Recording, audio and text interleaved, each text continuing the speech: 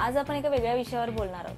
तसं बघितलं तर आधी एक एपिसोड असा आपला झाला होता, तर त्याचाच एक सेकंड आपण पार्ट म्हणू शकतो. सब ॲटॉमिक पार्टिकल्स आहे आणि त्याच्याही आत गेलो अगदी खोल खोल खोल ज्यावेळेस 10⁻³ एवढ्या खोल स्तरावरती शास्त्रज्ञ गेले की निगेटिव्ह आणि पॉझिटिव्ह ऊर्जा कशावर ठरते, EFT असं म्हणतात, इमोशनल फ्रीडम टेक्निक.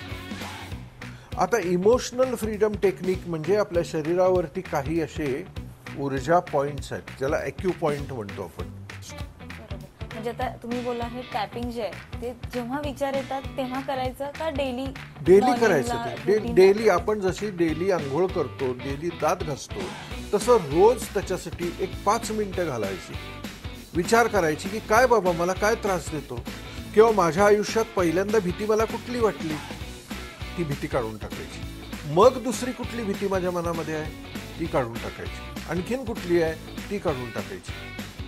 दुःख कुठल्या गोष्टीचं होतं त्याचा विचार करायचा, दुःखाचा चार्ज काढून टाकायचा. आपण इतक्या नकारात्मकतेच्या गर्तेमध्ये अडकलेलो आहे आणि आपल्याला असं वाटतंय की आपल्याला आपल्या प्रॉब्लेम्स मधून कोणीतरी बाहेरची एजन्सी मदत करणार आहे.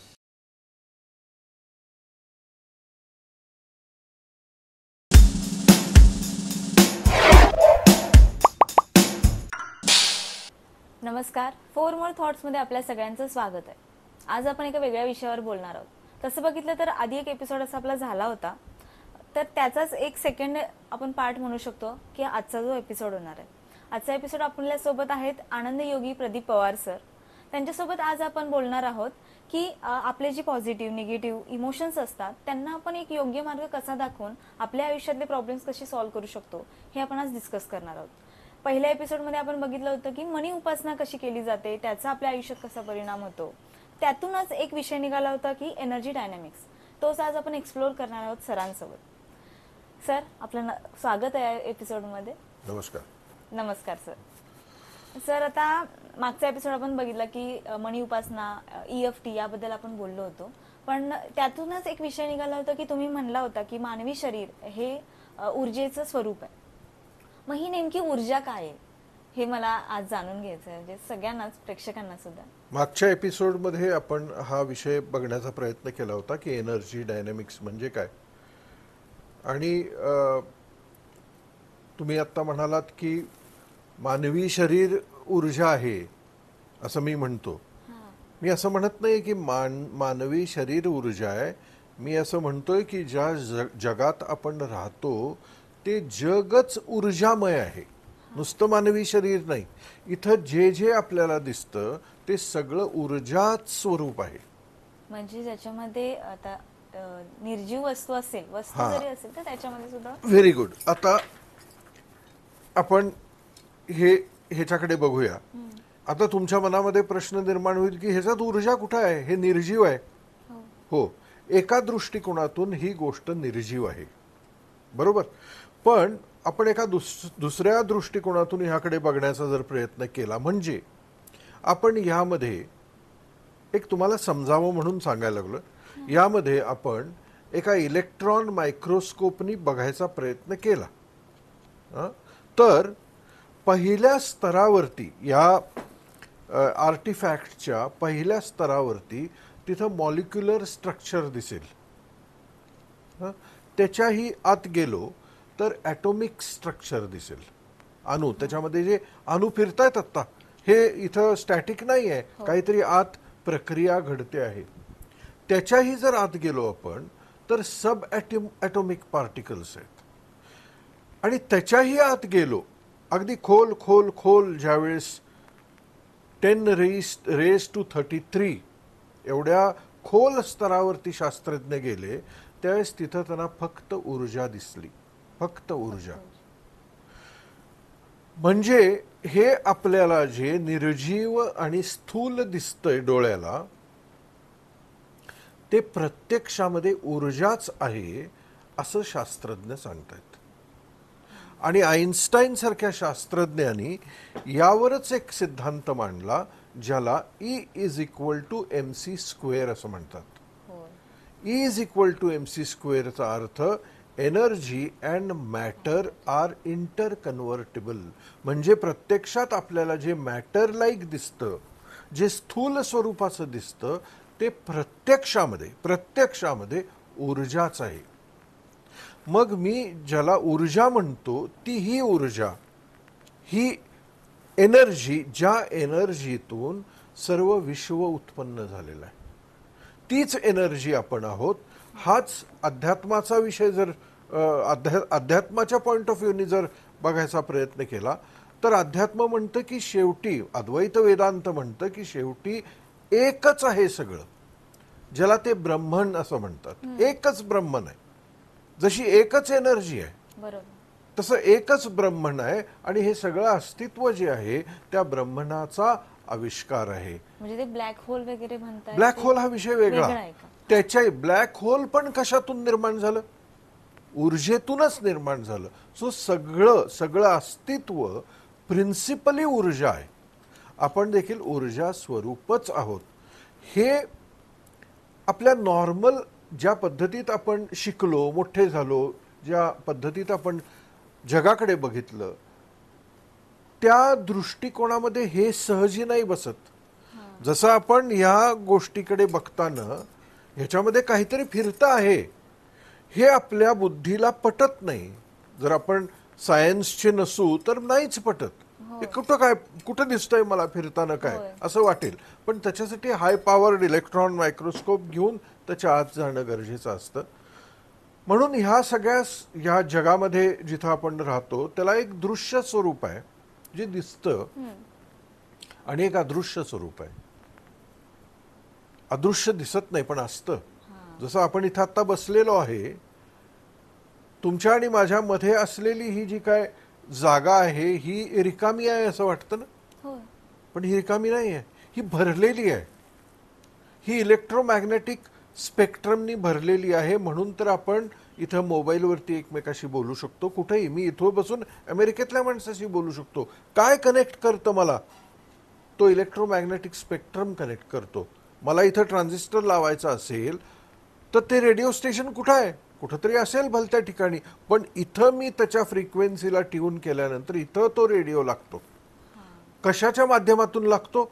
हे जे इलेक्ट्रोमॅग्नेटिक स्पेक्ट्रम आहे त्याच्या माध्यमातून लागतो, पण ते अदृश्य आहे. तसं प्रत्यक्षामध्ये ही जी ऊर्जा आहे ही अदृश्य आहे. आपण सगळे त्या ऊर्जेची मॅनिफेस्टेशन्स आहोत, त्यातून उत्पन्न झालेले घटक आहोत. आता तुम्ही म्हणताय की सर्व म्हणजे ऊर्जेचं स्वरूप आहे आपण, किंवा इथे असणारी प्रत्येक वस्तू.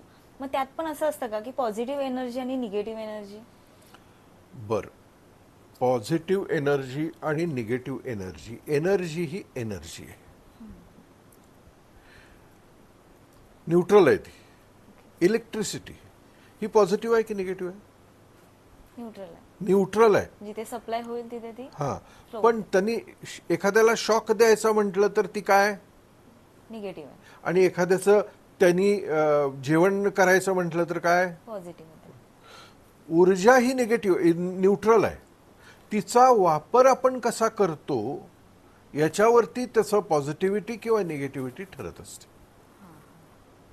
म्हणजे आपण सुद्धा जे लोक आहोत किंवा माणसं आहोत त्यांनी सुद्धा त्यांची ऊर्जा कुठे वापरायची त्याच्यावरून त्यांचं व्यक्तिमत्व किंवा त्यांच्या भावना तयार होतात. Correct correct correct correct. म्हणजे माणसाच्या आतली निगेटिव्ह आणि पॉझिटिव्ह ऊर्जा कशावर ठरते?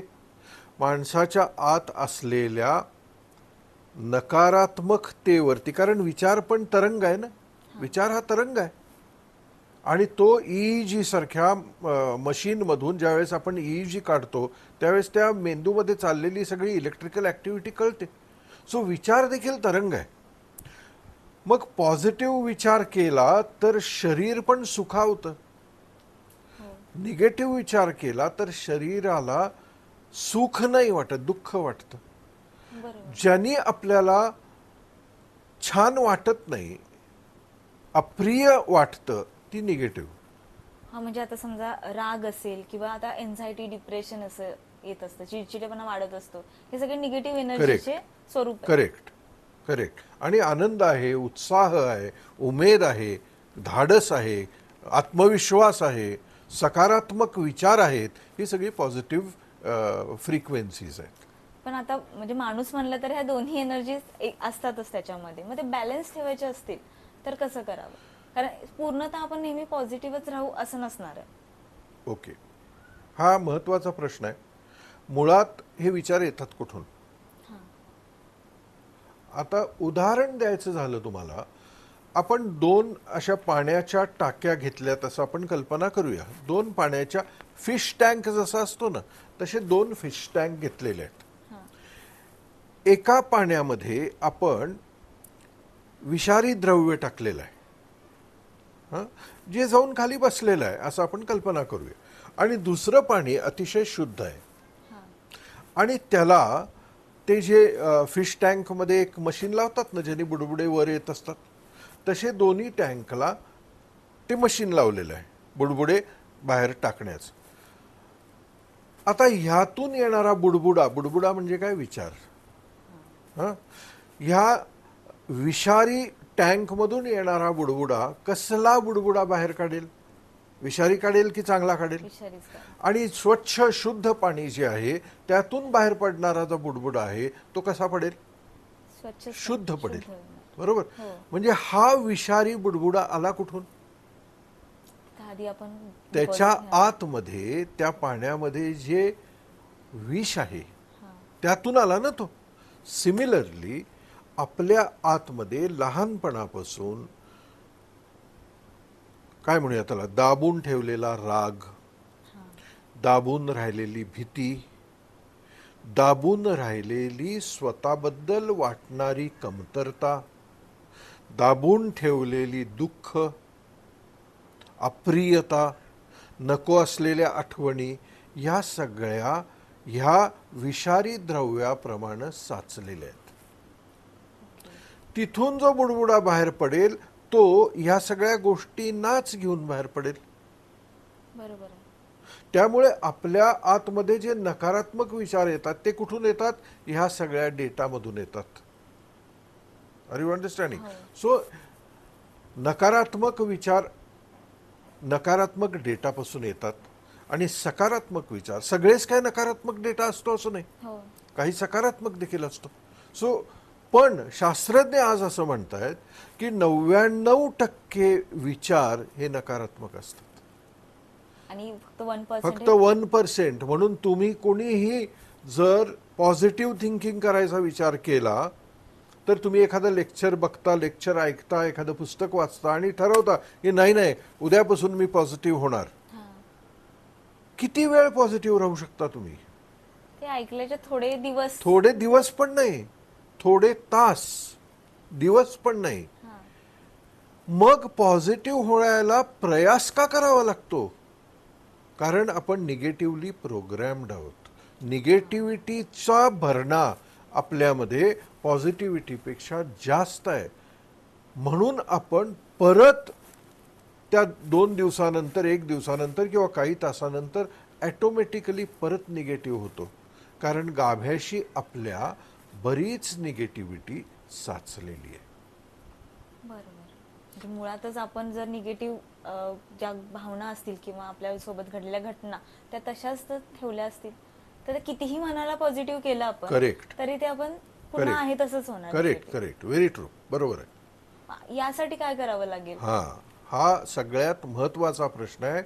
कारण आपण कितीही विचार केला तर आपल्या जीवनामध्ये घडून गेलेल्या ज्या अप्रिय गोष्टी आहेत त्या पुसून जातील असं नाही, ते येतात परत परत त्या बुडबुड्यांप्रमाणे. मग उपाय काय? मुळात लक्षात घ्या, विचारांमध्ये बळ नसतो, विचारांमध्ये एनर्जी नसते, तो तरंग आहे. त्याला जो इमोशनल चार्ज आहे ना, म्हणजे मला लहानपणी जर कुत्रं चावलं असेल तिथपासून कुत्र्याविषयी माझ्या मनामध्ये भीती बसते. मग ती मेमरी नसते नुसती, त्या मेमरी बरोबर तो कुत्रा चावलेला जो चार्ज आहे तो चार्ज त्या मेमरीला चिकटलेला असतो. बरोबर. म्हणून हे जे नकारात्मक विचार येतात ते आपल्याला जड बनवतात. दुःखी बनवतात. मग उपाय काय? तर 1980च्या दशकामध्ये उपाय वेगवेगळे आहेत, पण मी जो उपाय फॉलो करतो, मी जो उपाय स्वतः ज्या उपायाने मी माझ्यावरती काय म्हणतात त्याला प्रयोग केले आणि गेल्या 30 वर्षांमध्ये अनेक लोकांना शिकवला, तो 1980 साली रॉजर कॅलेहन नावाच्या माणसाने एनर्जी सायकॉलॉजी आणि चायनीज मेडिसिन या दोघांचा फ्युजन करून एक पद्धत तयार केली, ज्याला मेरिडियन टॅपिंग प्रोसिजर असं म्हणतात. कॉमन भाषेमध्ये त्याला EFT असं म्हणतात, इमोशनल फ्रीडम टेक्निक. आता इमोशनल फ्रीडम टेक्निक म्हणजे आपल्या शरीरावरती काही असे ऊर्जा पॉइंट्स आहेत, ज्याला ॲक्यू पॉइंट म्हणतो आपण, ॲक्युपंक्चरमध्ये जे वापरतो ना, असे ॲक्यू पॉइंट्स आहेत. आपण एखादा जो आपल्या डेटामध्ये जी नकारात्मकता आहे त्याचा विचार करायचा आणि आपण अशा पद्धतीत ज्यावेळेस या पॉइंट्सवर टॅप करतो त्यावेळेस त्या विचार जात नाही, मेमरी जात नाही, पण त्या मेमरीला जो चार्ज चिकटलेला आहे, भीतीचा, रागाचा, द्वेषाचा, कमतरतेचा, अपमानाचा किंवा व्हॉट एव्हर, तो जो निगेटिव्ह चार्ज चिकटलेला आहे तो रिलीज होतो. असं करून आपल्यातला जो दूषिततेचा टँक आहे तो आपण प्युरिफाय करायला लागतो. आणि ज्यावेळेस हे आपण आपल्यात किती दूषितता आहे त्याच्यावरती अवलंबून आहे, पण हा काय म्हणूया त्याला, ही दूषितता जशी जशी आपण काढायला लागतो तसे नकारात्मक आणि आपल्याला जड बनवणारे विचार कमी व्हायला लागतात, कारण ते ज्या कारणातून येत आहेत त्या कारणातला आपण चार्जच काढून टाकलेला असतो. बरोबर. म्हणजे आता तुम्ही बोला हे टॅपिंग जे आहे ते जेव्हा विचार येतात तेव्हा करायचं का डेली करायचं? ते डेली आपण जशी डेली आंघोळ करतो, डेली दात घासतो, तसं रोज त्याच्यासाठी एक 5 मिनिटं घालायची, विचार करायची की काय बाबा मला काय त्रास देतो, किंवा माझ्या आयुष्यात पहिल्यांदा भीती मला कुठली वाटली, ती भीती काढून टाकायची. मग दुसरी कुठली भीती माझ्या मनामध्ये आहे ती काढून टाकायची, आणखीन कुठली आहे ती काढून टाकायची.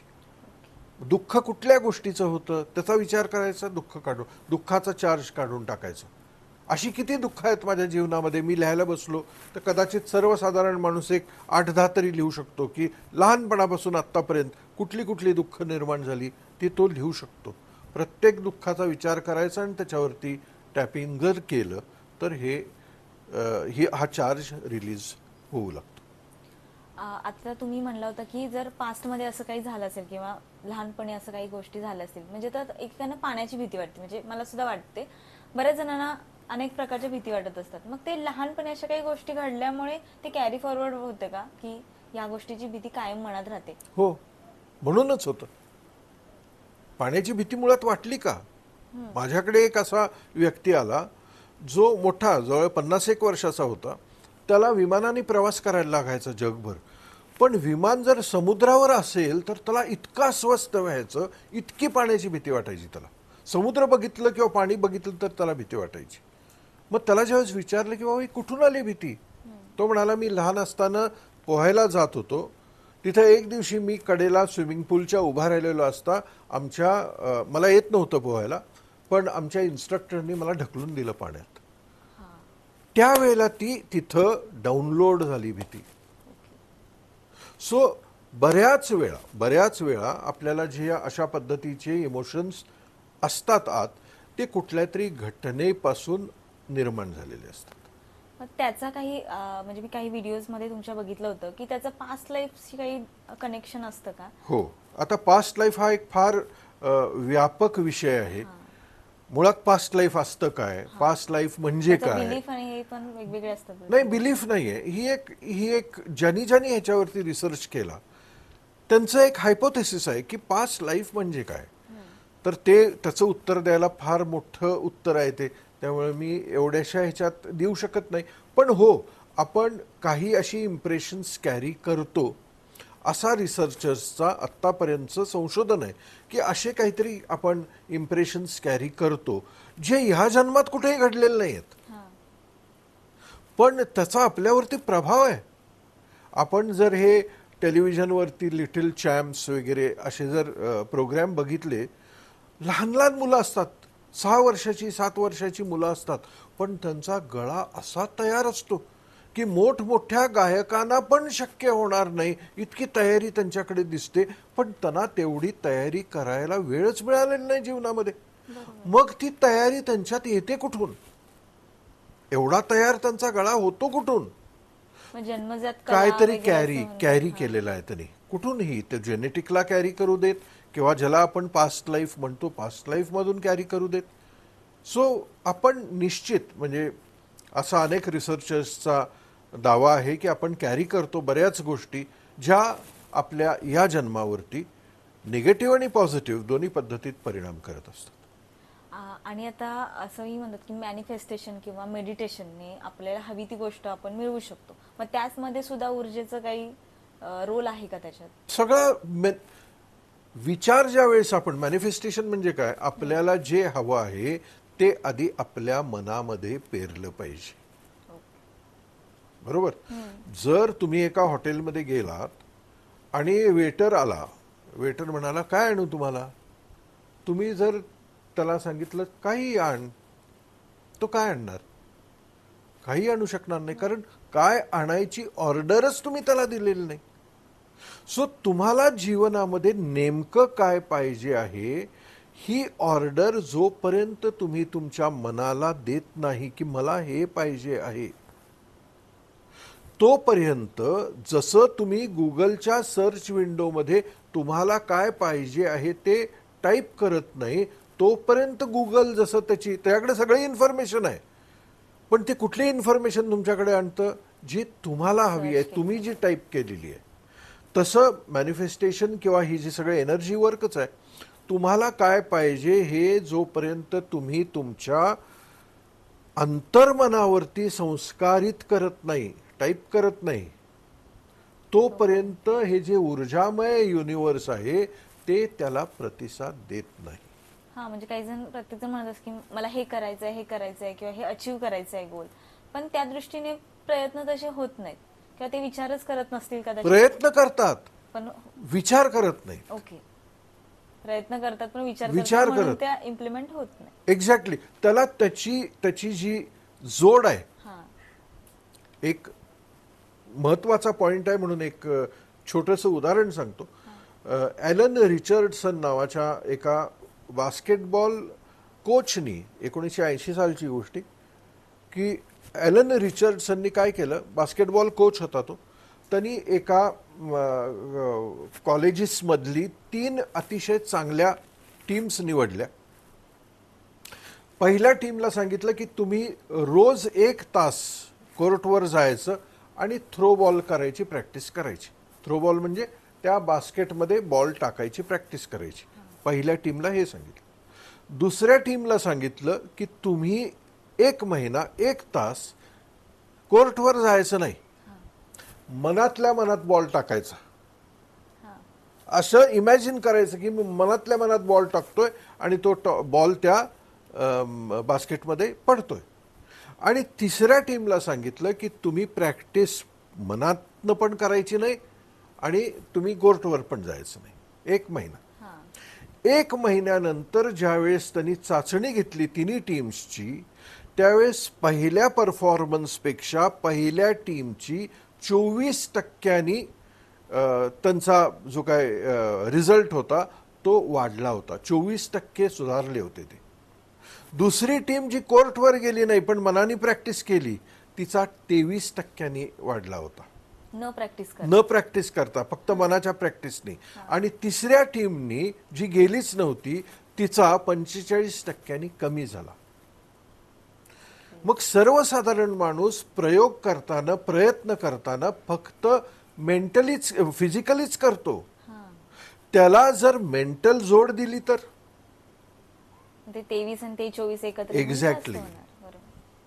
सो एवढी आपल्याला जे हवं आहे ते मिळण्यासाठी तेवढा त्याचा इफेक्ट होऊ शकतो. बरोबर आहे. म्हणजे जर एक गोष्ट असेल किंवा काही स्वप्न असतील तुमची, तुम्ही आधी पण सांगितलं होतं की मनी उपासनामध्ये करताना सुद्धा हेच तुम्ही मेन ठेवलं पाहिजे की तुम्हाला काय हवंय. आणि त्या दृष्टीने तुम्ही विचार केला पाहिजे. आता सर ते इमोशन्स असतात आपले, ते कंट्रोल करायचं कसं, याच्यासाठी काही टेक्निक्स आहेत का? बरेच टेक्निक्स आहेत, कंट्रोल नसतात करायचे. कंट्रोल नाही करायचं. हां, त्याची जी तीव्रता आहे तीच काढून टाकायची, ते आपोआप कंट्रोल होतात. म्हणजे कसं आता हल्ली बरेच जणांच्याकडे मेंटली प्रॉब्लेम सुरू झालेत सगळ्यांना, की डिप्रेशन असेल, टेन्शन असेल, स्ट्रेस असेल, ऑलमोस्ट सगळ्यांना हे प्रॉब्लेम सुरू असतील, घरी असतील किंवा जे कामावर जातात, बिझनेस करतात. मग त्यांच्यासाठी काही अशी टेक्निक आहे का की किंवा तुम्ही हे डेली करू शकता? आपण एक गंमत करूया. हे जे आहे ना, हां. हे धरा हातात, धरून ठेवा असा वर्ग. आता काही प्रॉब्लेम नाही आहे. मी जर सांगितलं की हे जड आहे, आता जड आहे ना, हे मी जर सांगितलं की हे असं तासभर ठेवूया, काय होईल? हात दुखायला लागेल ना? हो. का दुखला? कारण ते ते जास्त धरून वेळ- ठेवलं. हां. निगेटिव्ह विचार असे आपण धरून ठेवतो म्हणून त्यांचा त्रास होतो. जर ते जाऊ दिले, रिलीज केले, तर त्यांचा त्रास व्हायचा संबंधच नाही. आणि हे रिलीज करायचंच टेक्निक, हां. हे आता EFT सारखं जे टेक्निक आहे ते रिलीजच करतं, त्याला ते होल्ड करू देत नाही. दॅट इज द म्हणजे मला स्वतःला असं वाटतं की EFT सारखी गोष्ट ही मानवाला आज मिळालेलं एक वरदान आहे. पण आपण इतक्या नकारात्मकतेच्या गर्तेमध्ये अडकलेलो आहे आणि आपल्याला असं वाटतंय की आपल्याला आपल्या प्रॉब्लेम्समधून कोणीतरी बाहेरची एजन्सी मदत करणार आहे. मोठ्या प्रमाणामध्ये लोक आज असे काही कृत्य करतात की त्यांना वाटतं की कोणाकडे तरी जाऊन मी जर काय म्हणतात त्याला सोल्युशन मिळालं तर सोल्युशन मागितलं, मग ते कुणीही बाहेर असू दे, त्यांची विश्वास ठेवणारे त्यांचे घटक असू देत किंवा काहीही बाहेरचं असू दे, ते तुम्हाला मदत करणार आहे असं लोकांना वाटतं. त्यामुळं तुम्ही काय तुमच्यासाठी करू शकता ह्याचा लोक विचारच करत नाहीत. आणि म्हणून आज जगातल्या प्रत्येक माणसाला जसं EFT कळलं पाहिजे ते कळू शकलेलं नाही. कारण त्यांना असं वाटतं की मी नाही माझी मदत करू शकत, माझी मदत बाहेर कोणतरी करणार आहे. सो जोपर्यंत मी बाहेरच्या कुठल्या तरी एजन्सीवर अवलंबून आहे की तो मला मदत करेल, हां, तोपर्यंत काहीच नाही. तोपर्यंत होणार नाही. तुमची मदत तुम्हीच करू शकता. म्हणून तुकोबा म्हणतात की तुझं आहे तुझं पाशी, परी तू जागा चुकलाशी, कारण ती सोल्युशन्स तू बाहेर शोधतोय. इव्हन गीतेमध्ये पण सांगितलंय की तुम्ही ऊर्जेचा स्रोत आहात आणि तुम्ही काहीही क्रिएट करू शकता. एक्झॅक्टली. ते गीता जे म्हणते ते पण वेगळंच आहे. ऍक्च्युली तुकोबा जे म्हणतात ते वेगळंच आहे की तुम्ही तुम्हाला जी एक इंडिव्हिज्युअल व्यक्ती समजता, ती जरी फंक्शनली इंडिव्हिज्युअल असली तरी प्रत्यक्षात तुम्ही ब्रह्मास्मी आहात. अहम ब्रह्मास्मी हे महावाक्य आहे उपनिषदामधलं. ज्याला हे कळतं की माझा स्रोत ब्रह्मस्वरूप आहे, त्याची मग मर्यादा त्या व्यक्तीपुरती राहत नाही, तो असीम होऊन जातो. मग तो ज्ञानेश्वर माऊली म्हणतात तसं जो जे वांछेल तो ते लाहो, ही अवस्था तो उपभोगू शकतो, जी माझ्या जीवनामध्ये मी स्वतः गेल्या 30 वर्षांमध्ये जवळजवळ उपभोगली. माझं जीवन सुरू झाल्यानंतर मला 20 वर्षाचा संघर्ष आहे माझ्या जीवनाचा, 20 वर्षांचा. पण हे सगळं ज्यावेळेस मला कळलं त्याच वेळेस मी संघर्षातून बाहेर पडलो आणि गेली जवळजवळ 30 वर्ष एक स्वस्थ, आनंदी आणि समृद्ध जीवन जगू शकतोय, फक्त मला हे सिद्धांत कळले म्हणून. आता मग तुमच्याकडे बरेच असे लोक येत असतील की हेल्पसाठी, की कशा प्रकारे आमचं आयुष्य बदलण्याला येतं किंवा काय याच्यासाठी. सगळ्यांचेच पॉझिटिव्ह रिझल्ट्स येतात. तुमच्यामध्ये किती निगेटिव्हिटी आहे. मी तुम्हाला एक साबण दिला तुमचे कपडे स्वच्छ करायला. मग हा प्रश्न असा आहे की प्रत्येक माणसाचे कपडे स्वच्छ होतील काय? किती घाण आहेत ते त्याच्यावरती अवलंबून आहे. एखाद्या माणसाला ग्रीसनं भरलेला आहे अगदी त्याचे कपडे, त्या साबणाने एका धुण्यात ते निघतील काय? सो बरं काय फारसं नुसतं काहीतरी चिखल लागलाय किंवा माती लागले एका धुण्यानं निघेल काय? शक्य आहे, शक्य आहे. पण ज्याला ग्रीस लागलेला आहे, चिकट काहीतरी लागलेलं आहे, ते एका धुण्यात निघेल काय? निघणार नाही. त्याला बरेच दिवस प्रयत्न करावे लागतील. सो पॉझिटिव्ह रिझल्ट तर प्रत्येकाला येणार, फक्त त्याच्या आत किती दूषितता आहे त्याच्यावर त्याची पॉझिटिव्हिटी तो कधी अनुभवतो यावर अवलंबून. आता जे EFT टेक्निक आहे ते एखादी गोष्ट अचीव करण्यासाठी असेल किंवा आता डिप्रेशन वगैरे मेंटली जो स्ट्रेस असतो तो रिलीज करण्यासाठी असेल, त्याचबरोबर अनेक रोगांवरती पण काम करतो का? हो, आणि मुळात त्याची सुरुवात रोग निवारण करण्यासाठीच झाली. कारण शास्त्रज्ञ आज असं म्हणतायत की जगातले 80% रोग आणि विकार मनोकायिक आहेत. मनोकायिकचा अर्थ मनाच्या अवस्थेमुळे निर्माण झालेले 80% जगातले रोग. त्यामुळे ह्या गोष्टीचा मुळात ह्याचा शोधच रोग निवारण करण्यासाठी झाला. म्हणजे मी पण एका ठिकाणी ऐकलं होतं की जो डिस्पान्झा म्हणून आहेत ते अशा प्रकारे काही आजारांवरती काम करतात आणि ते आजार लोकांचे कमी होतात. हो, जो डिस्पेन्झा बरेच वेळा टॅपिंगचेच टेक्निक वापरतात. मग आणखीन ह्यालाच एनर्जी डायनॅमिक्स म्हणतात किंवा एनर्जी सायकोलॉजी म्हणतात. गेल्या काही वर्षांमध्ये जवळजवळ 20, 25, 30 वर्षांमध्ये बरेच लोक असे आले त्यांनी वेगवेगळ्या एनर्जीची टेक्निक शोधून काढली. पण सगळ्यांचा गाभा हाच आहे की आत साचलेलं काढून टाका. म्हणजे आपलं अध्यात्म पण हेच सांगते. हो, आणि आता ही जी टेक्निक आहे नवीन ती सुद्धा हेच सांगते. आपण बोललो आतापर्यंत की इमोशनल बॅगेजेस असेल काही पास्ट लाईफ मध्ये किंवा या लहानपणापासून काही गोष्टी घडल्या असतील तर त्याचे रिफ्लेक्शन आपल्या आताच्या लाईफमध्ये दिसतात किंवा तसे प्रॉब्लेम्स येतात त्यावेळेला आपण तसं रिॲक्ट करतो. मग लोकांचं पण तसंच असतं का? आपल्या आयुष्यात जी लोक येतात त्यांचं पण कनेक्शन तसं असतं का? पास्ट लाईफशी असेल किंवा आधी काही घटना घडलेल्या आहेत त्यानुसारच तसेच लोक आपल्यासोबत येतात, तसेच लोक भेटतात? हा रेझोनन्सचा सिद्धांत आहे. कोण आपल्या जीवनामध्ये कुठून येतं, कसं येतं, तो एक व्यापक विचार लोकांनी केला. ह्याचं खरं उत्तर आहे वी डोंट नो. आपल्याला नाही माहिती. आपण एखाद्या अंध किंवा अपंग आई वडिलांना जर जन्माला आलो तर हाऊ डू वी नो? आपल्याला काय माहिती आपण निवडलंय काय? पण मग तिथं का जन्माला आलो आपण आपल्याला माहित नाही. म्हणजे ह्या बुद्धांना ज्यावेळेस असे प्रश्न विचारले त्यावेळेस बुद्धांनी एकच सांगितलं की हे असे विचार आहेत की ज्याला मानवाला उत्तर माहीत नाही. वी डोंट नो एवढंच.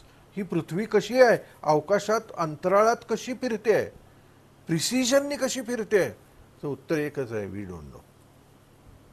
म्हणजे अनएक्सपेक्टेड गोष्टी आहेत, फक्त आपण त्याच्यातून मार्ग काढायचा झाला तर अशा पद्धतीने काढू शकतो. आपण जितके आपण स्वस्थ आणि प्युअर म्हणजे नको असलेले इमोशन्स काढून एक स्वच्छंद आयुष्य जेवढे जगू शकू तसं रेझोनन्सच्या सिद्धांताने तसं आयुष्य वाटेला येऊ शकतं.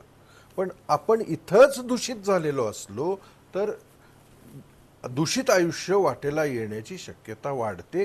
हेच एनर्जी सायकोलॉजी किंवा एनर्जी डायनॅमिक्स सांगण्याचा प्रयत्न करतो. याचा सगळा जो गाभा आहे तो आपल्यातच आहे. मग आता समजा हे एनर्जी टेक्निक्स असेल किंवा EFT असेल, हे शिकायचं झालं तर काय करता येईल? Very good question. EFT शिकायचं असेल तर काय करता येतं?